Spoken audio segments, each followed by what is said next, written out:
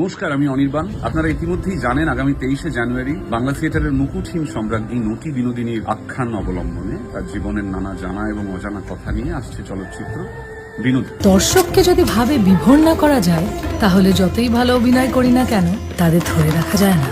এই যে মায়ার খেলা। রামকমল মুখার্জির পরিচালনা বিনোদিনীর চরিত্রে অভিনয় করছে রুক্মিণী, আমাদের সকলের প্রিয়। একজন অভিনেতা হিসেবে, থিয়েটার কর্মী এবং চলচ্চিত্র কর্মী হিসেবে অসংখ্য শুভেচ্ছা জানাই রুক্মিণীকে, এবং অবশ্যই আরো বড় করে শুভেচ্ছা জানাই প্রযোজক দেবকে, যিনি আমাদের সকলের ভরসা, সকলের বন্ধু, আমাদের ইন্ডাস্ট্রির সুপারস্টার। এরকম একটা চলচ্চিত্র তিনি আনছেন। তুমি স্বপ্ন দেখো, তুমি স্বপ্ন না দেখলে আগামী দিনে আর যে কেউ স্বপ্ন দেখার সাহসই পাবে না। নক্ষত্র খচিত কাস্টিং এবং যতটুকু যা ঝলক আমরা এখনো পর্যন্ত সিনেমার দেখেছি, তাতে গোটা ছবিটা যে অত্যন্ত উত্তেজক হতে চলেছে, মনোগ্রাহী এবং এন্টারটেইনিং হতে চলেছে, সেটা হলফ করে বলা যায়। 23শে জানুয়ারি আমি তো থাকছি ফার্স্ট ফার্স্ট শোতে।